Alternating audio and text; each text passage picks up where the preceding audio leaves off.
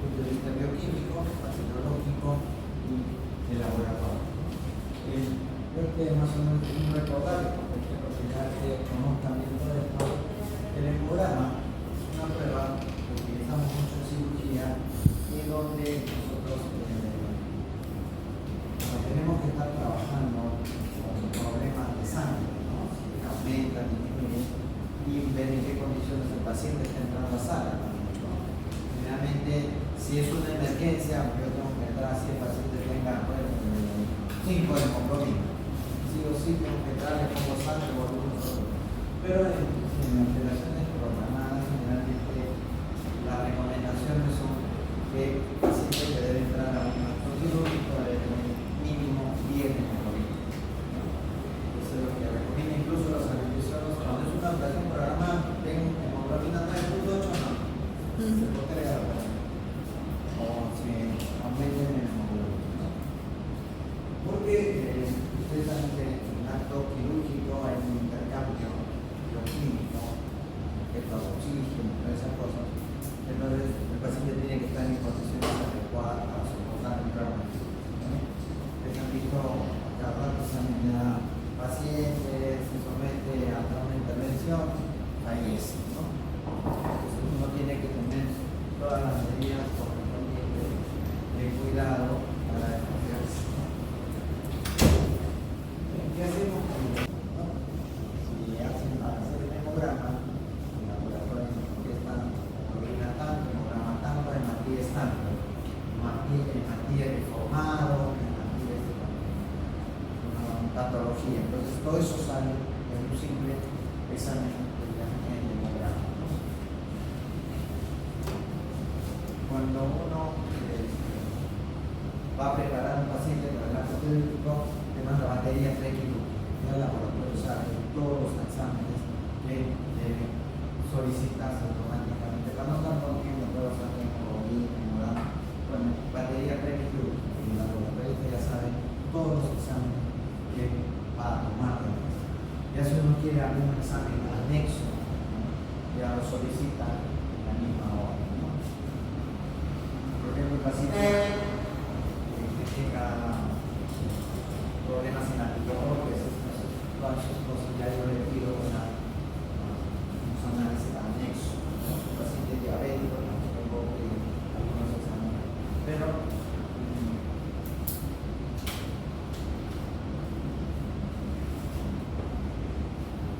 el hemograma no permite saber la cantidad, tamaño o madurez, ¿no?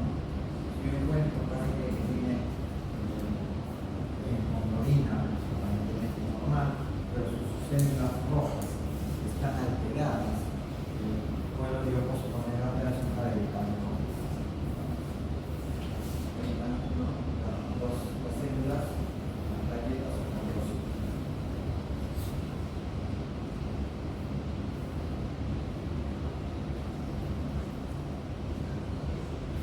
Este es más o menos un esquema, una relación, digamos, de los exámenes prequirúrgicos de ustedes, ¿no? Hematocrit, hemoglobina, grupo sanguíneo, inflamatorio MH, eso es fundamental. En la historia, y eso debe figurar en la historia. Cuando yo voy a entrar al acto quirúrgico, reviso. Entonces, son elementos fundamentales. Otros elementos fundamentales que deben haber son los problemas con las pruebas de nivel con la coagulación. Entonces, no va a ocurrir entrar a un paciente con problemas de coagulación menos. El paciente se puede morir o posterior, porque no hay factores. Saben que la coagulación interviene en una serie de elementos, como son los factores de coagulación de 1 al 8, factor 1, factor 2, factor 8. Por eso un paciente que tenga hemofilia, tengo que tomar más precauciones porque el paciente se me puede desangrar. A veces puede ser una simple operación, sale bien de la operación, pero como tiene trastornos en la coagulación, el paciente empieza a sangrar por diferentes sitios, ¿no? Vía nasal, vía óptica. Y para ver la prueba de coagulación tiene todas las pruebas que hay. La tromboplastina, la tromboplastina. La más sencilla es hacer coagulación y sangre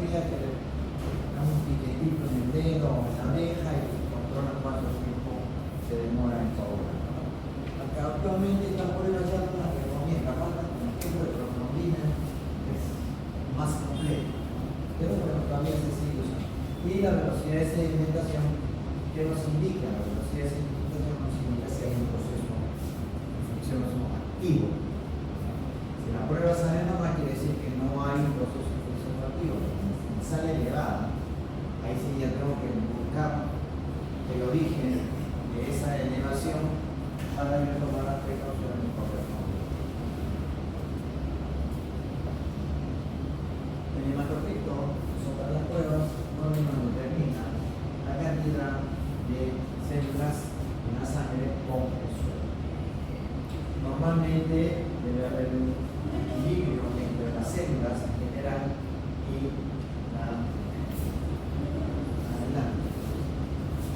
y la cantidad de suelo. Entre 40 y 45 es normal. Menor de 45, de 40 ya se está considerando una ligeramente. Si el paciente tiene 35, 30 ya es una más marcada, tiene. Y lo mismo, si el hematocrito pasa por encima del 50%, ya también tengo que pensar en otra patología. O sea, los valores normales en exceso o en menor cantidad son patológicos. ¿Y en qué se presenta? Por ejemplo, en algunas enfermedades que se llaman oligocémica. Y esto ya nos está revelando un trastorno pulmonar también, porque como no hay una buena oxigenación, aunque hay algunas alteraciones, no alteraciones, sino circunstancias donde estos valores varían, pero están dentro de los cambios fisiológicos. Por ejemplo, las personas que viven en la altura, por encima de los 2.000 metros de mar, cuando esto es interesante. ¿Por qué? Porque la presión de oxígeno en la altura es menor y el organismo, ¿cómo compensa? Elabora más glóbulos rojos para captar mayor cantidad de oxígeno. Y a la elevada cantidad, entonces la sangre se vuelve, la palabra, un poco más espesa, más densa, ¿no? Y eso también produce trastorno, porque puede producir formación de coágulos y a la larga también puede ser trastorno, ¿no? Y el hematocrito se determina en porcentaje. Estos son los valores normales, que son cambios fisiológicos desde el niño, ¿no?, hasta el adulto, que está dentro de los valores.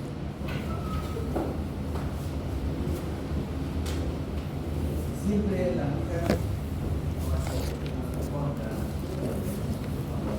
pero siempre los valores de la mujer son normales menores que los del adulto, ¿no? Porque generalmente el hombre tiene más masa muscular, más masa corporal que la mujer. Los científicos sean machistas, entonces siempre los valores femeninos son un poquito más elevados que los hombres.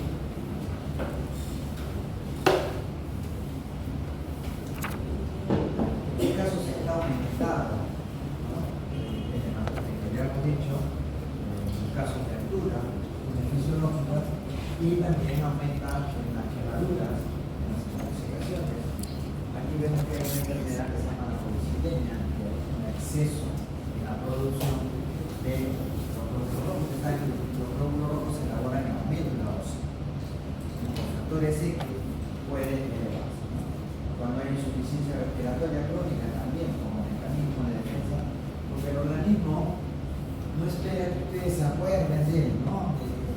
Nosotros nos acordamos de nuestro cuerpo cuando estamos con fiebre, con malestar, con alguna enfermedad y nos preocupamos. Todo el organismo tiene su mecanismo de defensa. Cuando ese mecanismo ya no puede afrontar las circunstancias, recién empiezan los síntomas. Entonces ahí es donde nosotros descubrimos que a veces ya la enfermedad avanzada, por ejemplo en caso de cáncer, ¿no?, el organismo durante los primeros años, 5 años, porque a veces el cáncer va evolucionando el año. El mismo organismo va compensando hasta que el organismo, todo su mecanismo de defensa ya es vencido, entonces ya se produce.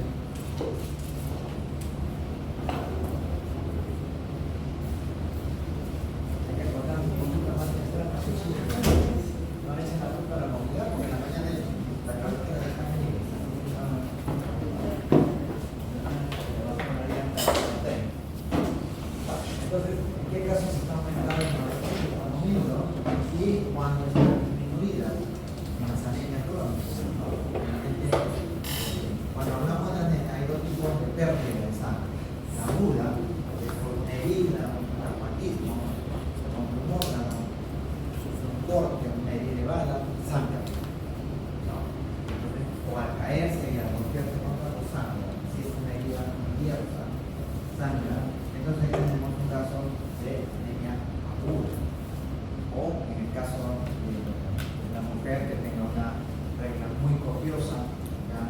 puede desencadenar a una anemia aguda.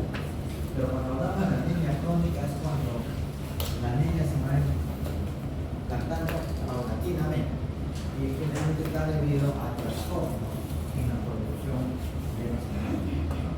O pérdida sanguínea. Por ejemplo, un paciente con problemas de colon puede sangrar minuciosamente, o sea, por poquito, y no se nota. Un paciente que tenga una infección urinaria también puede sangrar a poquito, no se nota. Solamente si le tomo un examen puedo observar, ¿no?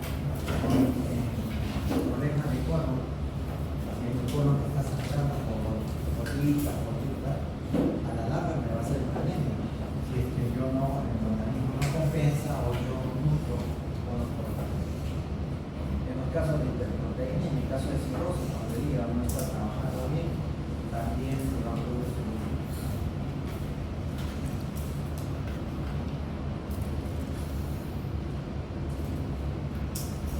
La hemoglobina es otro elemento que forma parte del glóbulo rojo, especialmente, y pide que en mayoría fundamental en el transporte de oxígeno. O sea que el mecanismo del organismo es recibes oxígeno y eliminas anhídrido de carbono, ¿no? Y a través de las vías disminuye la hemoglobina.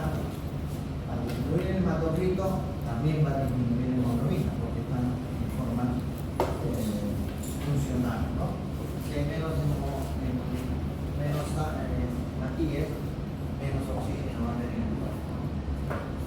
Estos son también los valores que varían desde el niño conforme va evolucionando hasta la etapa adulta, donde puede llegar en el. Estos son valores normales. Por encima ya es policitemia y por debajo es anemia.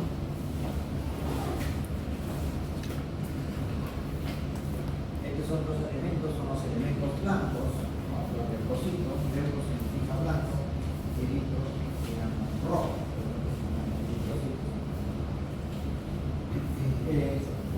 Los leucocitos están también producidos por la sanguínea y tienen otra función, que es la función defensiva. Son los soldados del cuerpo humano que salen a combatir cuando hay algún proceso que está indicando algún daño al organismo. Y tenemos los neutrófilos, los linfocitos, los monocitos, los sinófilos, los otros. Cada uno de estos tiene un porcentaje que es considerado normal. Por encima de tus valores ya se considera patológico y por debajo de los valores normales. Por ejemplo, en un caso en los eosinófilos, ustedes ven aquí que es de 0 a 5, pero en los pacientes alérgicos, los pacientes que tienen asma, ¿no? Generalmente los eosinófilos llegan a 8, 10, 12, ¿no? Y si están con parásitos también puede llegar, ¿no? Son casos donde se puede llegar. Los neutrófilos son los que actúan inicialmente frente a un proceso infeccioso, como vamos a ver después. Los linfocitos y los monocitos son elementos que intervienen en una segunda etapa, ¿no? Son también elementos defensivos y que son los que, en cierto modo, llevan la información inmune, inmunológica.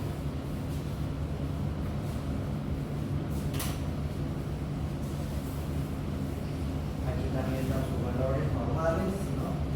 Y cuando son aumento por una determinada actividad, hablamos de variaciones anatómicas o variaciones fisiológicas.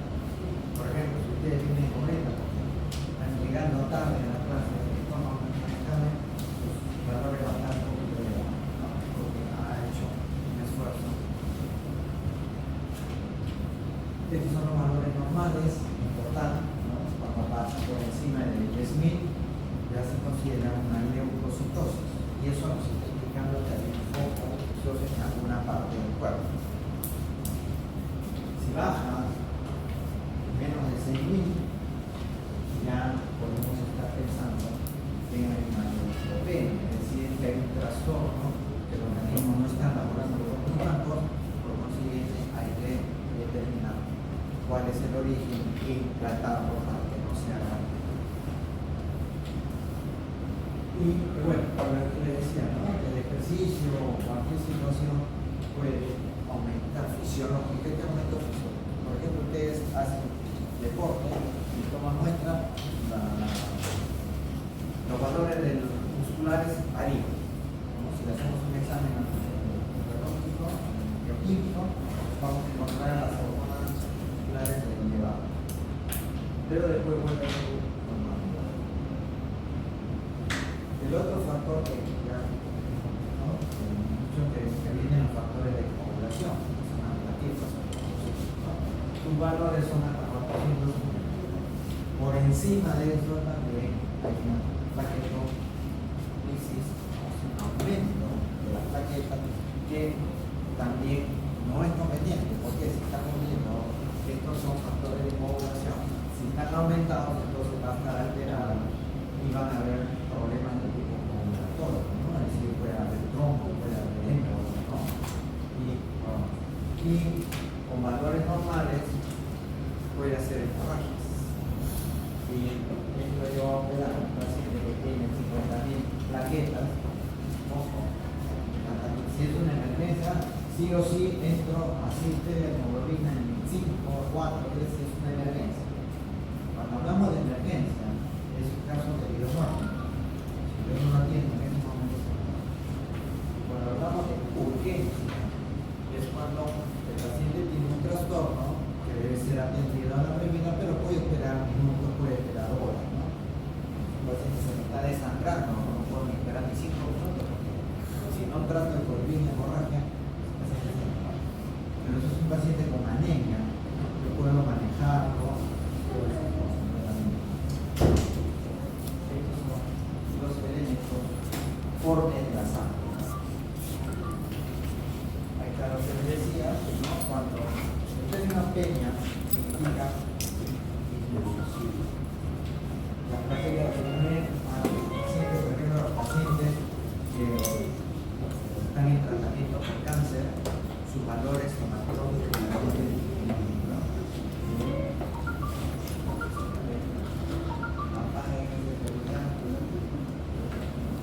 Y también los elementos blancos, especialmente cuando están por encima de 20.000, 30.000, 40.000, ya ellos tenemos que pensar que hay un problema de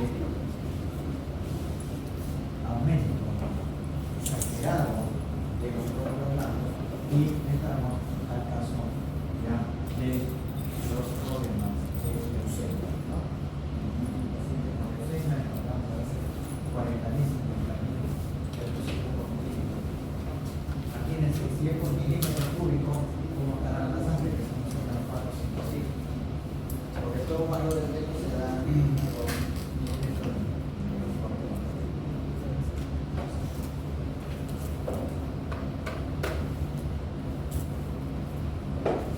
aparte de estos elementos que hemos visto,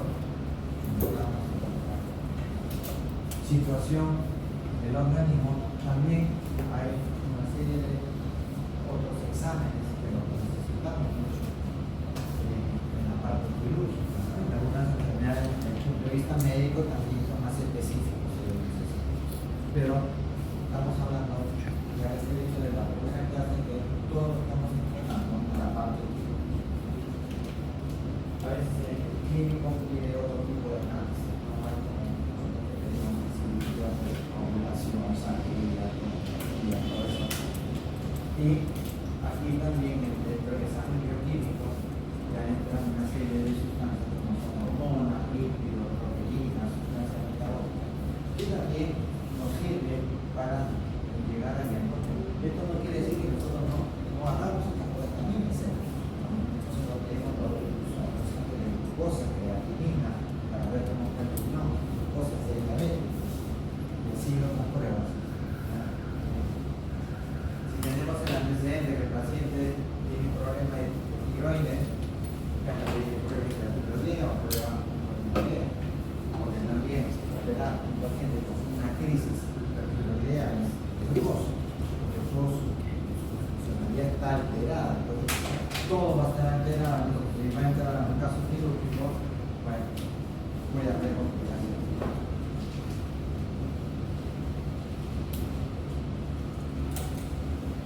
Estos son que se hacen desde el punto de vista bioquímico, ¿no? Glucosa en sangre para escapar la glicemia, y siempre la glucosa está en el porque si ustedes en las noches se van a comer sus salchipapas, sus gaseosas, al día siguiente le toman la glucosa y va a estar alterada. Entonces no me seguro que ya tengo diabetes o tengo principio de diabetes, no es así. Por eso siempre, cuando hablamos de ayuno, el paciente no debe hasta 8 horas antes de que se va a hacer. Por ejemplo, yo cuando se va a hacer un análisis en la noche, como algo ligero, no como tanto dulce, no como harina, para ver realmente cuál es el valor adecuado. Porque si no puede ser parcial. Ahorita que muchos no toman desayuno, si nos sacamos un examen de glucosa, nos da un tipo de mitad, ¿no? Entonces, por eso recomiendan siempre el ayuno. Los electrolitos también son esenciales para ver cómo está el medio interno, si está funcionando bien, si va a haber alguna alteración. Yo desde el punto de vista quirúrgico va a salir bien de la operación, pero en la recuperación, en la etapa de recuperación se va a alterar, puede haber hasta un infarto, cuántas personas salen bien de la operación y después a las 8 o 10 horas me avisan que su paciente está mal. Entonces, pero ¿cómo? Entonces me han dicho que la parte quirúrgica salió bien, pero la parte metabólica de fondo, ¿no? Dependiendo de la patología que tiene, porque también se pide sodio y potasio. Esto es fundamental. Ver cómo está el potasio. El potasio está en valores más altos, puede haber un infarto. Y si el potasio tiene valores menores de lo normal, también puede haber problemas cardíacos. Y también se dosa unas enzimas para ver cómo está. Acá hay una relación que tenía una tranquilidad normalmente. Cualquier de estas sustancias, sus valores varían, ¿no? Los males de lo normal ya nos están indicando una patología. Si vemos que la transaminasa y la lipasa están aumentadas, ya tenemos que estar pensando en problemas de hígado, problemas de vías biliares, problemas de páncreas, porque todos ellos trabajan funcionalmente, ¿no? El páncreas drena su tubo pancreático a nivel de la ampolla, de la segunda porción del duodeno, el hígado también a través de su conductor colérico, que se enfoca en esa misma ampolla. Entonces hay una relación entre las vías biliares, ¿no? Si hay la creatinasa, que es una enzima, está aumentada, ya nos está indicando que hay una lesión en el corazón. Si hay un paciente que tiene una batería, entonces ya tengo yo que tener en cuenta antes de operar, ¿no? Llamar al cardiólogo, por eso el quirúrgico siempre se hace electrocardiograma. Y en algunas personas que tienen informes con alguna alteración cardíaca, le pedimos el electrocardiograma, ¿no? Que ya es un cardiograma más específico y una evaluación riesgo quirúrgico. Y así sucesivamente van a ver cómo cualquiera de estas sustancias que aumentan los valores normales, vamos a ver que ya nos está indicando. Por ejemplo, si la creatinina está alta, ya tenemos que estar pensando que se no está trabajando bien. Entonces, si la creatinina está por encima de 1.5, 2, 8, algunas pruebas no se le puede hacer. No, por ejemplo, si yo le quiero pedir una tomografía con sustancia de contraste, lo primero que me pide el radiólogo es la su creatinina.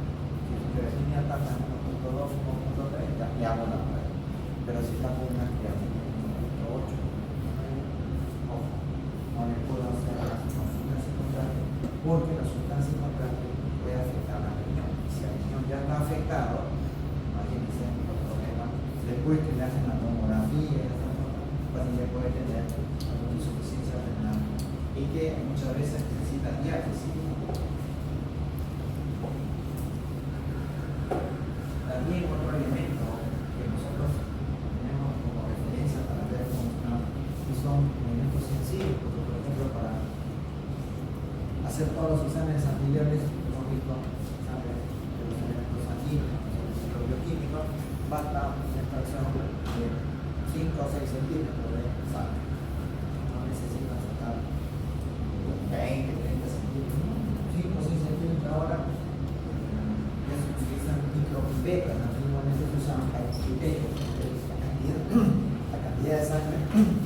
aplicaban unas pipetas, eran mayores. Ahora con las micropipetas basta que era menos de medio centímetro de sangre para empezar a procesar. Como ahora hay centrifugadoras más específicas, entonces se está haciendo con menos cantidad.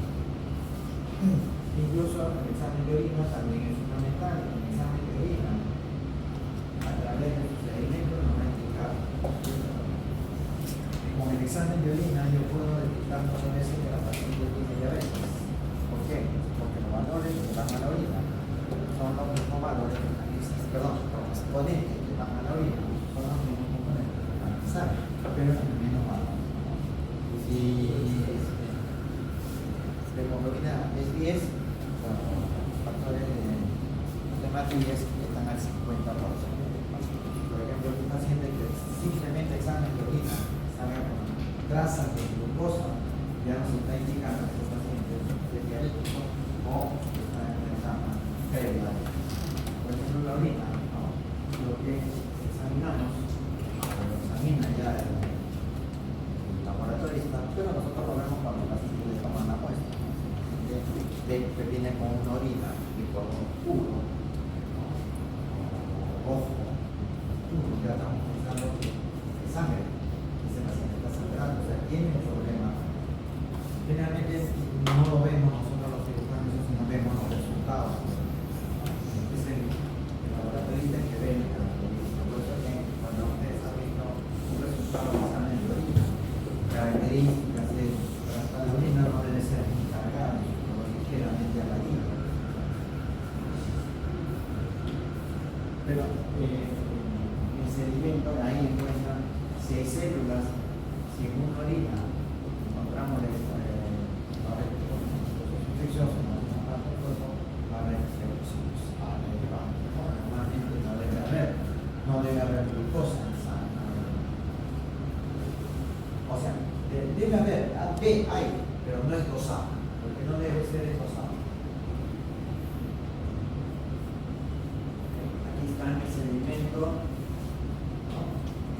Esta es la parte más importante del examen de orina, porque incluso la puede determinar si ese paciente tiene o puede tener cáncer, ¿no?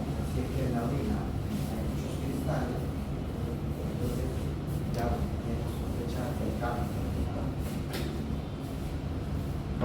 La naturaleza es tan sabia que todo tiene su justificación, su significado.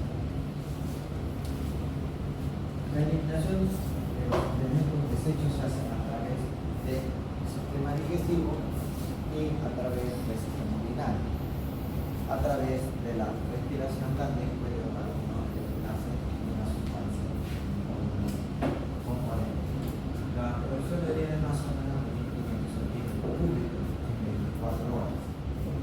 Si nosotros tenemos un paciente que está internado y que están preparando para operar, que de repente solamente está orinando 200, 300 centímetros, que significa que su riñón no está trabajando, yo me voy a operar a una emergencia en esas circunstancias. Entonces, pospongo la operación. Y Juan, el anestesiólogo va a decir no, porque el anestesiólogo es el que maneja la parte química, la quirúrgica, porque está viendo cómo está el oxígeno flotando, depende muchas veces que no hay la persona. El 96% es agua y 4% nomás de sólido. Por eso cuando la orina está muy amarilla, ¿no? Le está indicando que, por ejemplo, un paciente con hepatitis o que está amarillo así en la mucosa, también la orina va a estar muy cerrada, ¿no? Tienen los otros elementos que también se dosan y que son los que intervienen en el mecanismo de medio interno, ¿no? La orina, cuando ustedes ven un resultado de una orina transparente, ese es el examen físico, donde se ve externamente en el frasquito. El examen químico ya es el examen que dosan las sustancias que se encuentran, y el examen microscópico cuando uno pide, está pensando en un proceso urinario, ya el laboratorista me dice cómo está, ¿no? La tabla electroscópica, si hay leucocitos, si hay sangre, a veces en análisis sale sangre, una o dos cruces, eso quiere decir que hay mucha hematitis. Normalmente no debe haber, o si hay una escasa cantidad de glucosa. Y también nos sirve para hacer el examen bacteriológico, para saber qué tipo de germen hay. Y eso se complementa con el cultivo. El cultivo es una prueba que nos determina si hay germen y qué tipo de germen hay.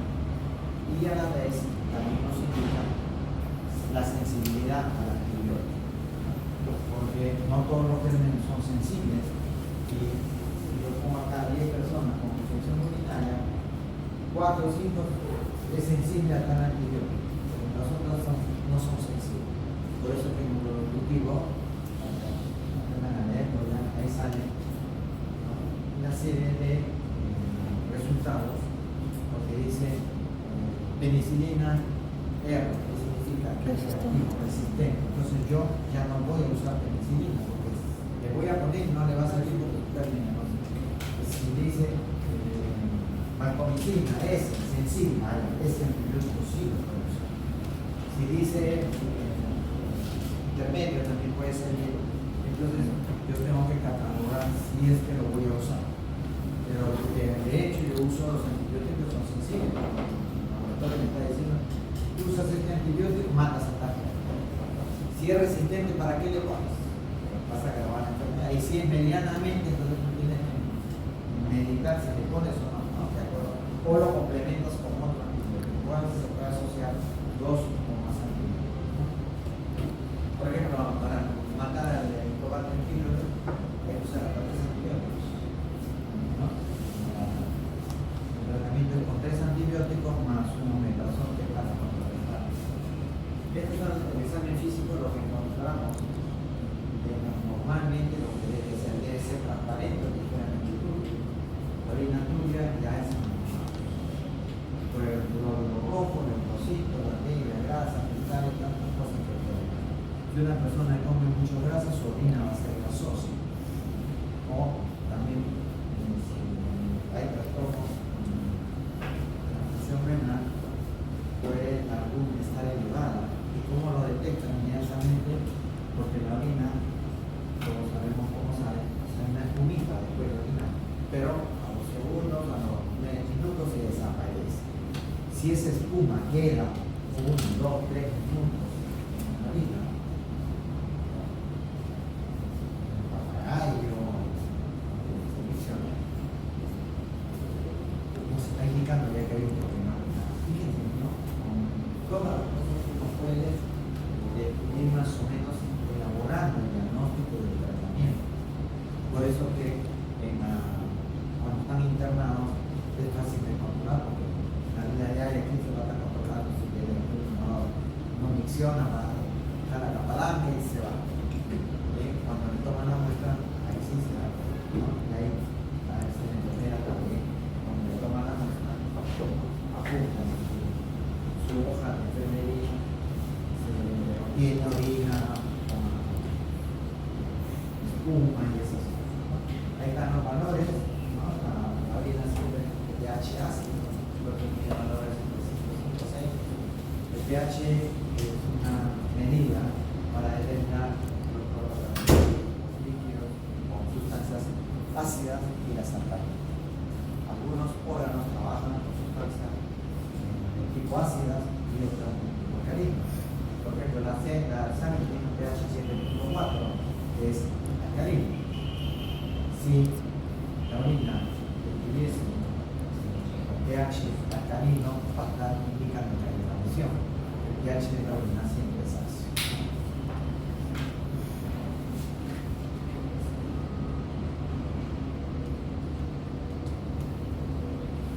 Que también valores puedo obtener en la orina, cosas de proteínas, en pacientes que están con fiebre, ejercicio, hemoglobina.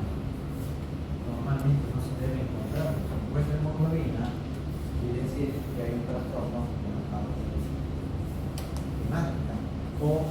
haber casos en los cuales fisiológicamente pueden encontrar, ¿no? Por ejemplo, lo del deportistas, ¿no? Que continuamente se toman un litro de orina, puede salir hemoglobina elevada. Y la glucosa también se puede controlar. Incluso algunos pacientes diabéticos tampoco los aparatos para que el diabético se controle, ¿no? Se escucha el dedo, sale su bolita. Pero a veces para notar también hay unas tiritas, ¿no? Que vienen unos frasquitos, con orina, este trae un minuto, pero se pone la tirita y ahí sale, cambia de color si la glucosa está aumentada. Ahí ya el paciente puede subir. Entonces, dieta, porque a veces se descuida, ¿no? Cuando uno le prohíbe más cosas, más provoca. Le prohíbe tomar cosas, más. Así vamos. Entonces, por encima de 180 miligramos, cuando ya hay los ángeles de glucosa, ya mi glucosa en la sangre está por encima de 180, 200. Si ya hago un examen de glucosa en ese momento, va a estar volviendo a los 200. Fíjense cuántos datos nos pueden, ¿no? También podemos encontrar la acetona, ¿no? En el caso de la colesterolemia, ahora que están aumentando los casos por el sistema de la comida chatarra, ¿no? Los ángeles de bilirrubina, que ya nos está indicando una lesión hepática y una ictericia y una cirrosis. Miren cuánta información nos puede dar un examen de orina. Y este ya es un examen microscópico, más que todo bacteriológico, que lo manejamos en la laboratorio. Miren, la presencia de leucocitos en la orina ya nos está indicando que hay una infección, que determinar si es una glomerulonefritis, una glomerulosclerosis, ya hay una serie de patologías renales que están por el clínico, ¿no? Si hay hematíes en la orina, ya nos está indicando que hay sangrado. Y ese sangrado que nos indica que también hay una lesión a nivel de riñón, ¿no? Si hay células epiteliales en gran cantidad, también nos está indicando que la mucosa, el tejido renal está afectado. ¿Cuántos datos nos pueden determinar? Hacer un diagnóstico aproximado y si lo relacionamos con los datos del paciente, podemos llegar a un diagnóstico. La presencia de cristales es las personas que comen muchas cosas, hacen sales, ¿no? Pueden indicarnos que posiblemente puede hacer cálculos renales. Y eso da también una patología que a veces es quirúrgica, ¿no?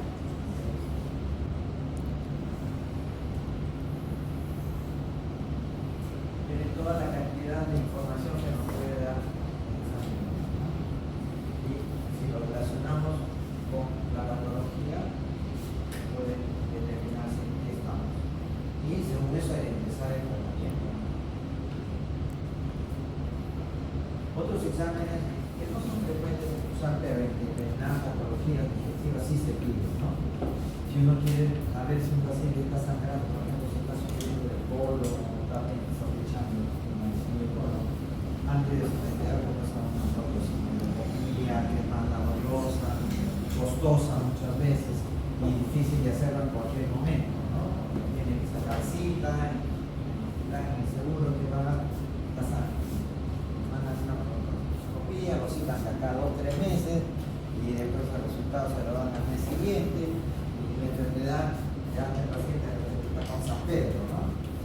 Por eso que no tiene que hacer unos exámenes hacemos fuera del seguro, no fuera del hospital. En los hospitales de MINSA sí los resultados son claros.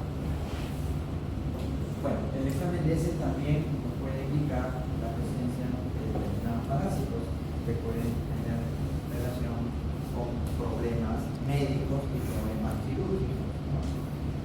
Quistidatídico es uno de ellos, que es un tratamiento generalmente quirúrgico, o a veces es mixto, se hace tratamiento médico con un producto que se llama Betazol, que mata las larvas, y después se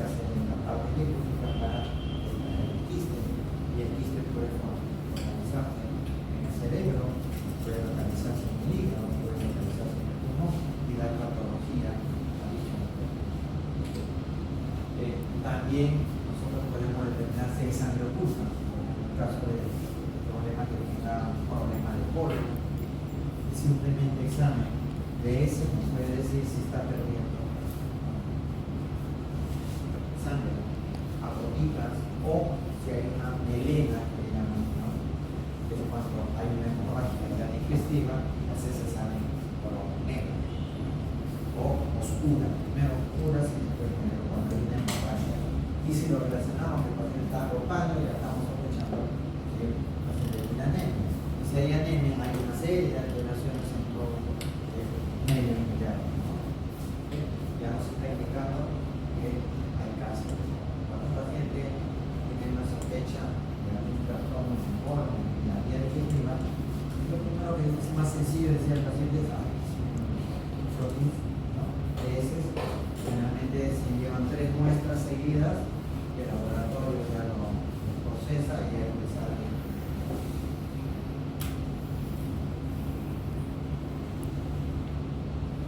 Esta es una prueba que nos determina la presencia de patología en alguna parte del cuerpo. Generalmente cuando hablamos Papá Nicolau lo relacionamos con la vía genital, no solamente así. Fue el Papá Nicolau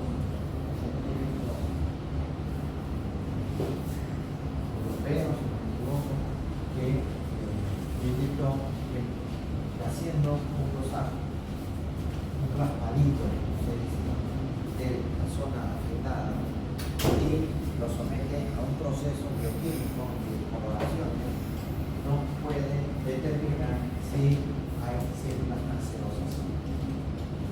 Yo puedo tomar un Papá Nicolau, una secretaria,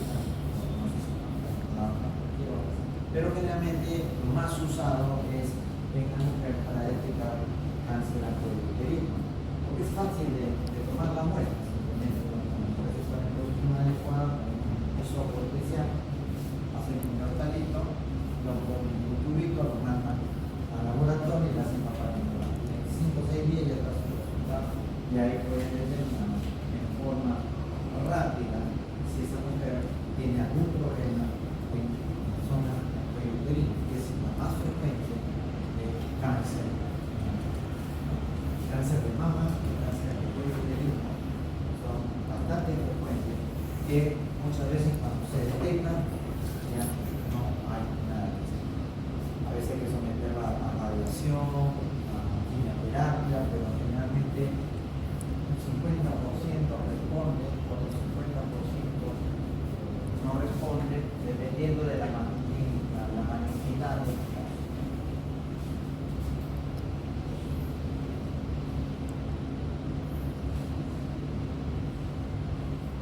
Incluso viene el odontólogo también puede hacer una fotis de la mucosa y detectar si hay alguna lesión que aparece ahí, si es hiperplástica o una cosa, como hemos visto en la primera clase, es cáncer, ¿no? Porque también hay cáncer en la mucosa. Cada uno indicamos. El sistema es que se produce la citología esfoliativa, es decir, esfoliar quiere decir que se sale. Entonces, al rozar un hisopo, la mucosa correspondiente, entonces la toman a mano y también podemos ver que hace una prueba un poquito más detallada, que son marcadores hormonales. Se hace rosaje de sangre de orina, se le somete a una prueba especial y nos puede detectar la célula cancerosa. En las zonas que son fáciles de abordar, nosotros podemos usar estas cosas. Son marcadores hormonales. No es tan fácil porque son un poquito laboriosas y creo que es un poquito costosas, ¿no? Y el otro examen que se puede hacer son el examen bacteriológico. Nosotros cualquier secreción podemos someterla a un proceso de estudio. Por ejemplo, nosotros cuando encontramos secreción turbulenta de la cavidad abdominal, le tomamos una muestra y la mandamos al laboratorio para que nos digan qué patología la ocasionaba. Porque yo encuentro peritonito, ¿cómo la trato?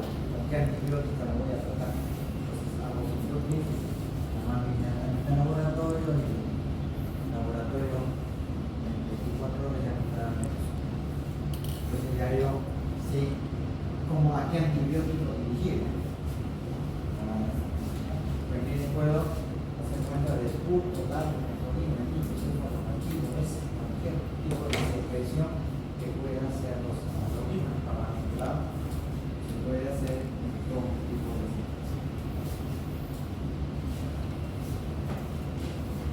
Creo que como Papa Nicolau lo hizo más en la parte ginecológica, se quedó como prueba.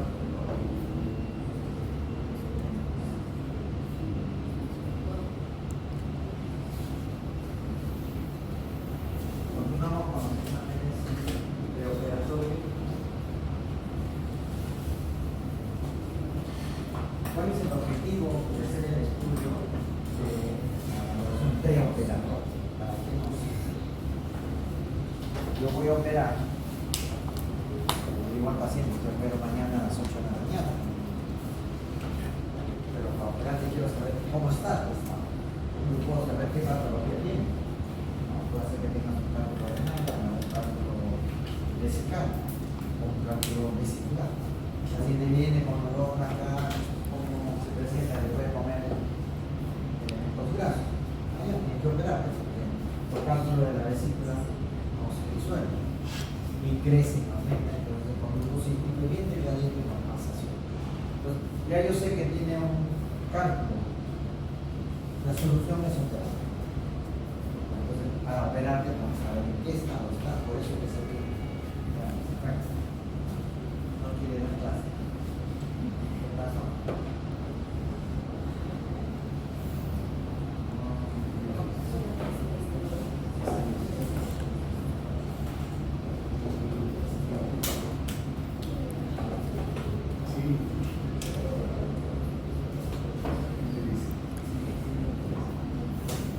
Entonces, yo tengo que tener al paciente para evitarme problemas y no estar con sorpresa. El objetivo de la evaluación preoperatoria es, primero, elaborar una intervención adecuada, completa, para que cuando se intervenga no se nos quede nada a los miembros, ¿no? Muchas veces, ya les he dicho, cuando especialmente nosotros hacemos cirugía abdominal, a veces encontramos cosas que no pensamos. Cuando la gente viene por una apendicitis, viene por una colecitis, por ahí burlamos y encontramos una masa neural o algunos elementos que nos pueden decir si es un paciente que tiene una tuberculosis abdominal, si puede tener un tumor benigno maligno. Entonces, tenemos que, por eso es que se hace una prueba. También el otro objetivo es que el paciente tiene que entrar desde el punto de vista torácico, es decir, cardiopulmonar en buenas condiciones, porque durante el acto quirúrgico inyectar alguna sustancia para alterar el intercambio oxígeno a nivel carbono, porque también hay que relajarlo, hay que intubarlo. Yo antes de entrar tengo que tener la seguridad, por eso al paciente se le pide riesgo cardíaco y el paciente que es fumador crónico, el paciente que trabaja en fábrica donde hay mucha humo, falta de estructura, o el paciente con encima de 60 años que ya tiene consecuencias problemas pulmonares, se le hace también una evaluación neumológica. El paciente de 60 años actualmente se están pidiendo el riesgo quirúrgico que va a ser cardiólogo, riesgo neumológico que va a ser el neumólogo. Con esa yo entro ya con la seguridad de que no voy a tener problemas y la anestesióloga con mayor razón, ¿no? Porque la anestesióloga es el que maneja todo eso, maneja la vía aérea, maneja la comunicación y todo eso. Y para evitar también el riesgo, ver el estado funcional y ver qué otros exámenes. Ese es el objetivo de la evaluación preoperativa.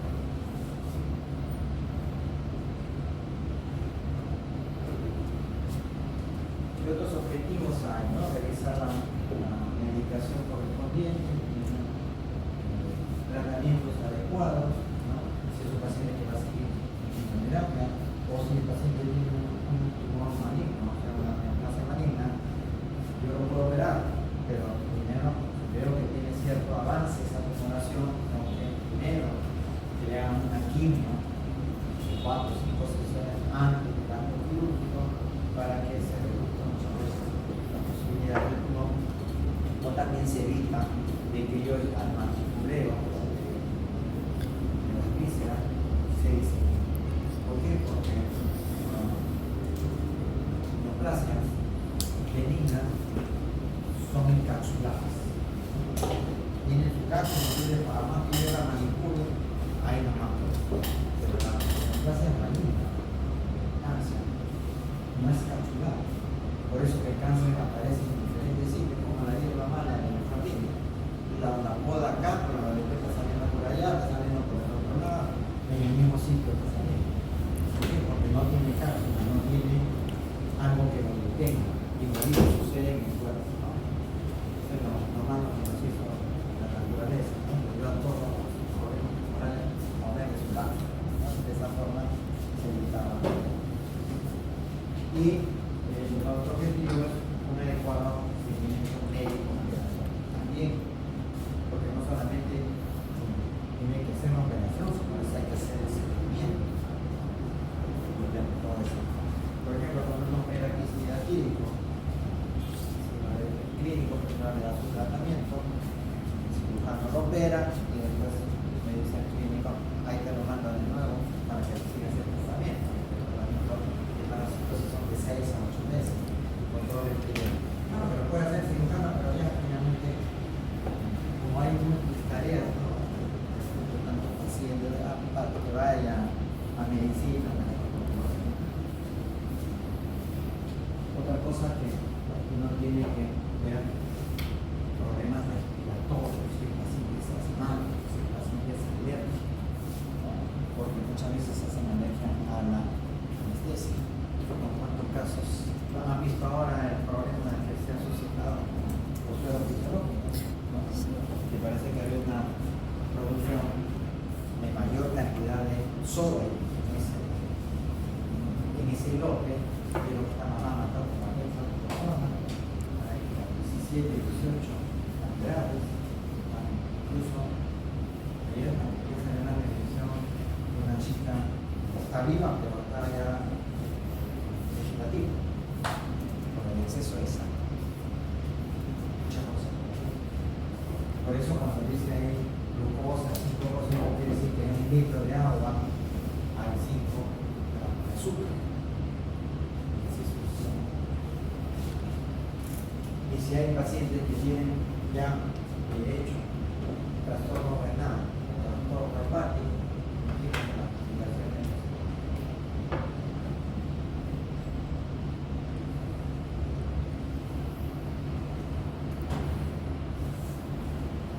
Actualmente, usted lo va a encontrar en los libros de la palabra basados en la evidencia.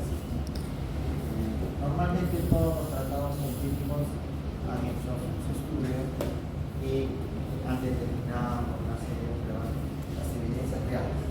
Pero actualmente también hay una serie de trabajos de científicos que han demostrado que muchas veces cuando se enseña a un paciente, la evidencia dice que es lo contrario muchas veces de lo que antes se pensaba.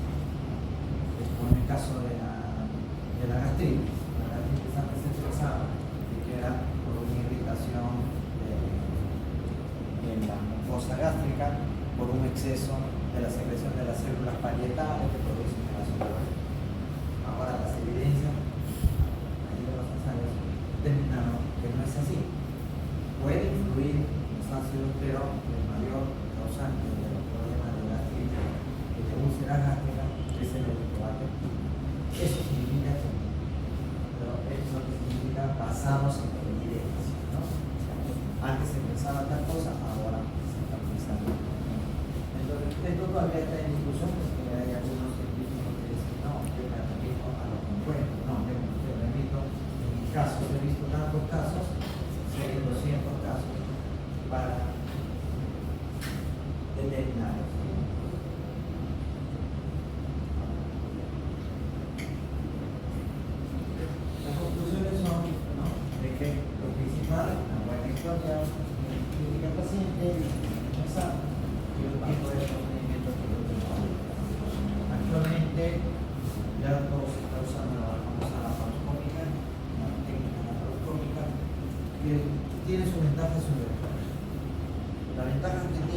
rápidas, no tan rápidas, porque a veces se demoran como 2 horas en un apéndice, o 2 horas en una vesícula, por la cosa que la vesícula es 45 minutos.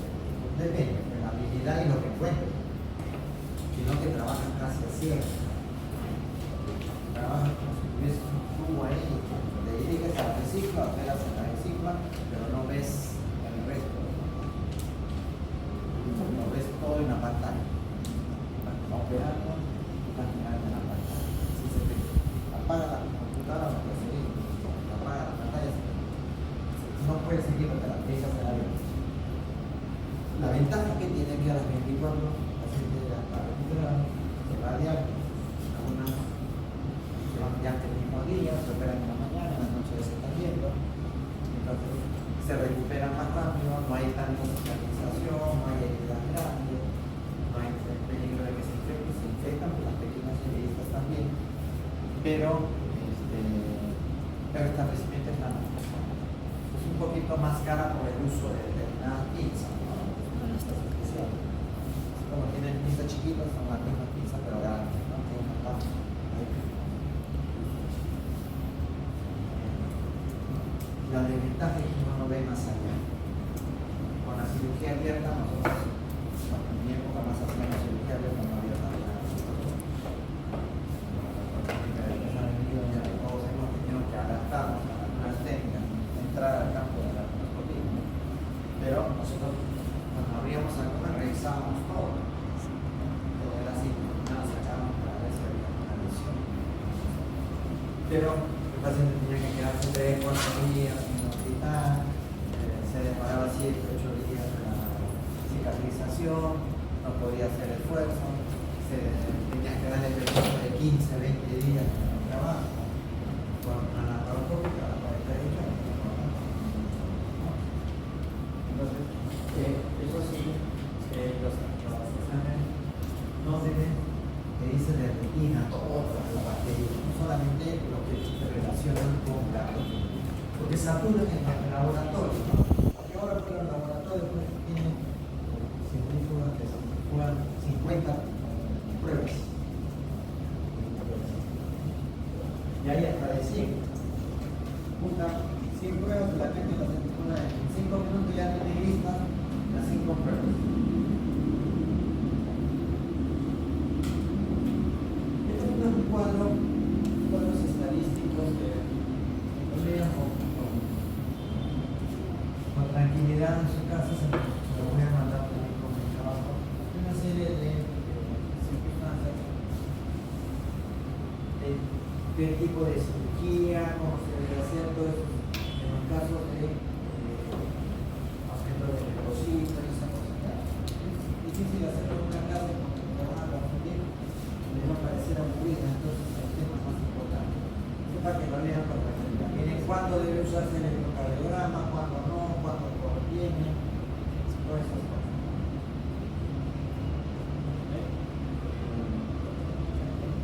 Hay una serie de indicaciones, ¿no? Que patología puede servir de determinadas análisis, cuántos estadísticos referenciales más que todo, ¿no? Ahora incluso ya estamos en la robótica, ya no opera el cirujano, ¿no? El cirujano está sentado, como estoy sentado yo acá, y acá manejo el robot está haciendo.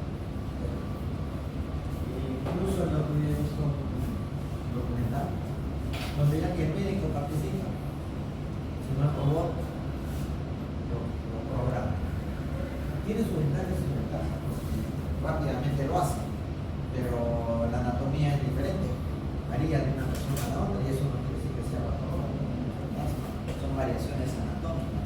Hay casos donde el corazón está normalmente hacia la izquierda y a veces lo encontramos en el lado derecho. Examinamos el lado izquierdo, no hay ningún pero si el paciente está vivo, no. Incluso a la próxima, yo de traerle, había un caso, tengo la foto, la fotografía, o de la marona, no, de la tomografía, donde el corazón está ubicado por debajo del diafragma. Y el paciente está, ¿no? Ha sido un hallazgo cuando le han ido a hacer examen, el corazón no lo contrario, el corazón está por debajo del diafragma. O sea, casi calidad caminando, ¿no? Pero voy a traer para que vean. Bueno, ahora con los avances trasplante de todo se hacemos, ¿no? Hasta ahora no se hace de cerebro, pero estos son cuadros estadísticos, esas cosas. Por acá son test que se hacen no preoperatorios.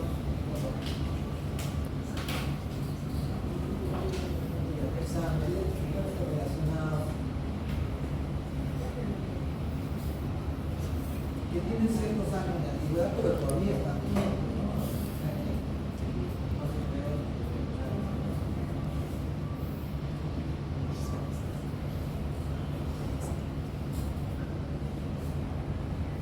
Ahora sí vamos a entrar ya de lleno al medio interno relacionado con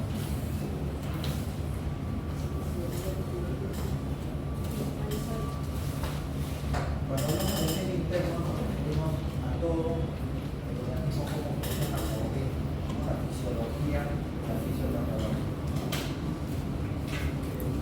Y todo empieza con que dentro del organismo debe haber una situación que se llama homeostasis, es decir, de buena coordinación entre todos los órganos. Casi todos los órganos tienen algún complemento. El corazón se relaciona con todos los órganos. Si yo no le bombeo el corazón, no le bombea sangre, todos los órganos se necrosan, no funcionan, no hacen el intercambio. Lo mismo, si el pulmón no funciona bien, se van a alterar todos los órganos. Por eso de eso se habla de una homeostasis, ¿no? Que debe haber una relación entre ellos. La homeostasis se encarga de preservar la estabilidad. Nosotros lo utilizamos porque todo está funcionando. Si el cerebro no funciona bien, no podríamos ni caminar, no podríamos comunicarnos, no podríamos hacer nada. Estaríamos como, ¿qué pasa cuando una persona sufre alguna lesión cerebral? Queda vegetativa. Puede su corazón funcionar, su riñón funcionar, su pulmón funcionar. Hay casos de coma que están 20 y 30 años. Nosotros no tenemos un familiar que estaba en cama, ya muchas veces inconsciente, meses, años, con todo el cuidado que hay que hacer para evitar las complicaciones de las escalas, de las infecciones. Incluso por ahí hay casos, que después de 20, 30 años han despertado. No se sabe por qué. Incluso hay una película basada en un caso real, es como la película que van a hacer al pescador que está ahí un día ¿no? Perdido, cogiendo lo que tenía a su alcance. Y es una lanchita que no tiene muchas cubiertas, o sea que no, imagínense, en algunos momentos se encuentra el sol y todas esas cosas, ¿no? La homeostasis es un mecanismo interno que puede ser sistemático cuando actúa todo el organismo, que puede ser tisular cuando actúa hacia determinados tejidos, porque, por ejemplo, en el estómago, las células parasitarias, las células principales, las células del músculo, tienen una función cada vez. ¿No? Entonces es un mecanismo específico, ¿no? Y cada uno tiene su función de cumplir.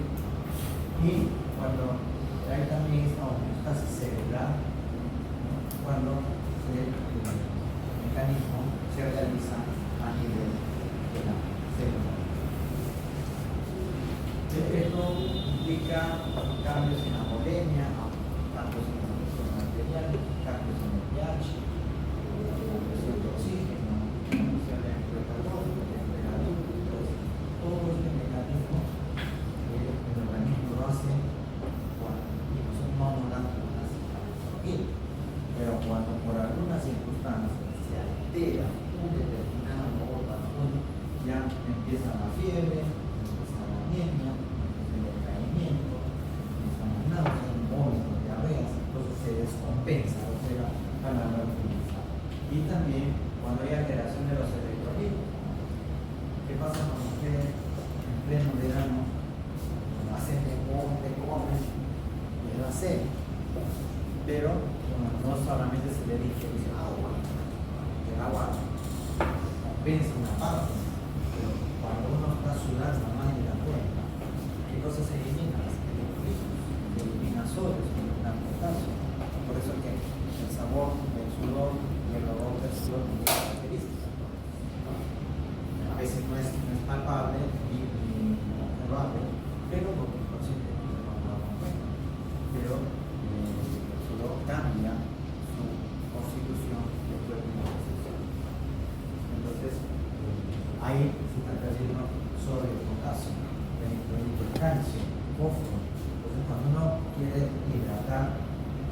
tiene que darle no solamente agua, sino líquidos.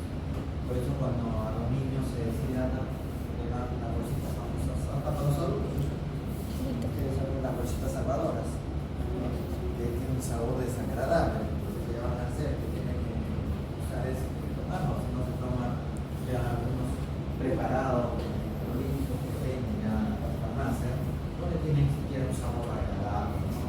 O las gaseosas famosas esas que tienen grito de las otras gaseosas que tienen, les recomiendo que se les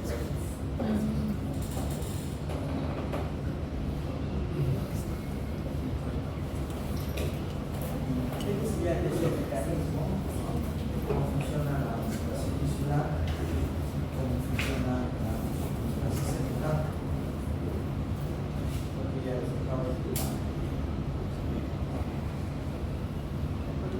Estos son los elementos principales del agua, la molécula de oxígeno y hidrógeno.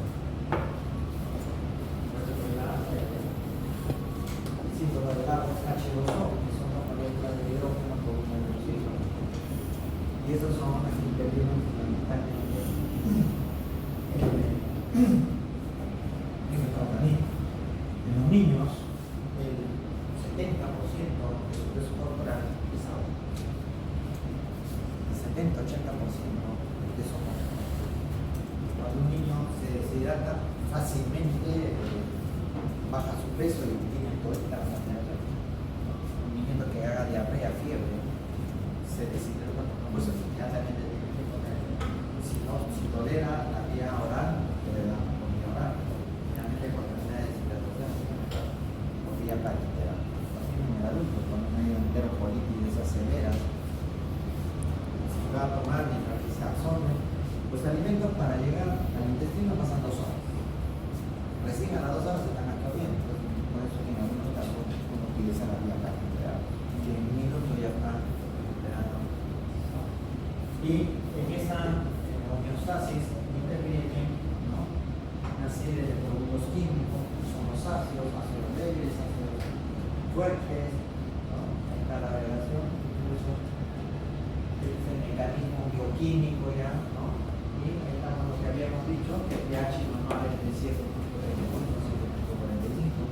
que algunos órganos tienen que tener ese pH, por ejemplo la sangre tiene ese pH. Si por X razón a la sangre llega más secreción ácida, la sangre se va a volver ácida y va a bajar su pH. Entonces, si baja su pH, se alteran los hidrocórpicos, o sea, hay todo un entorno bioquímico. Y cuando está por debajo de estos valores normales, entramos al caso de acidosis. Y cuando está por encima, entramos a la fase de alcalosis. En la fase de alcalosis y acidosis ya son factores patológicos que alteran todo el organismo.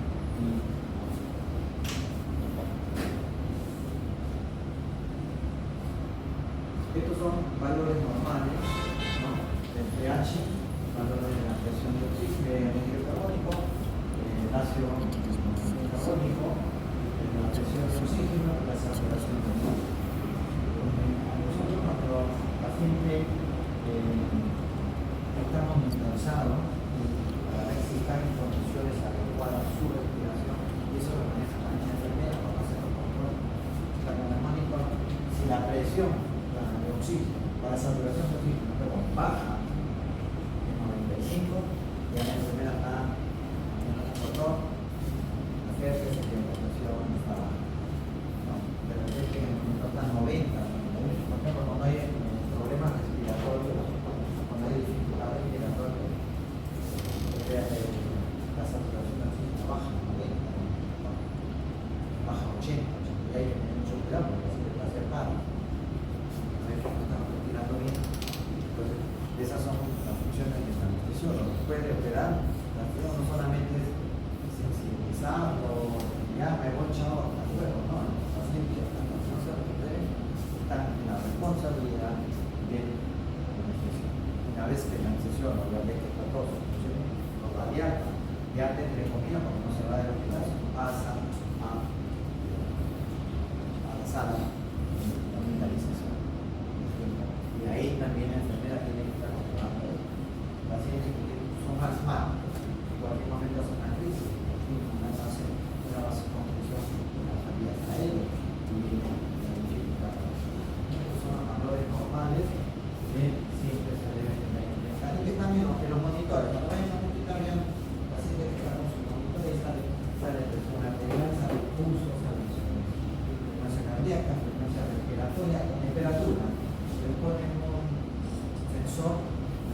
axilar, conectamos al monitor y ahí, si los pacientes ya no tienen comando que tomar la presión a la hora de la boca, o vamos a la axila, ¿no? O vamos a tomarle la presión, con su piso, controlar cuántas respiraciones, por ahora nadie se usa reloj.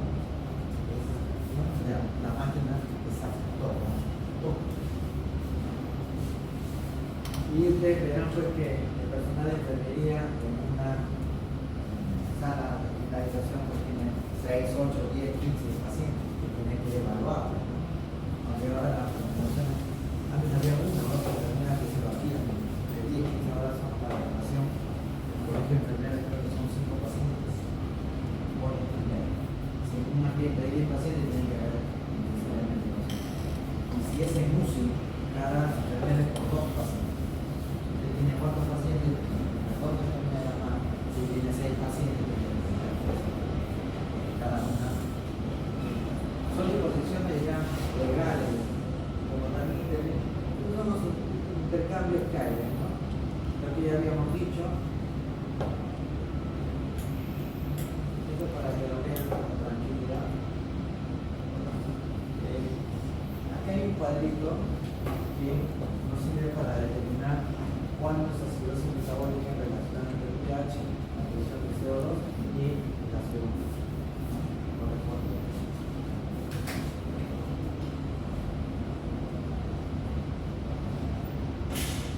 Miren, ese es un cuadro, esto lo vean con tranquilidad. La acidosis metabólica, el pH está bajo, la presión de CO2 está normal y la presión de carbono está baja. La alcalosis metabólica, que cuando hay mayor presión de álcalis, ambos están elevados. Y eso es en los casos de metabólico, es decir, por trastorno de las sustancias que están en el tratamiento. Pero también puede haber una alcalosis respiratoria de función hacia el oxígeno está entrando en condiciones adecuadas.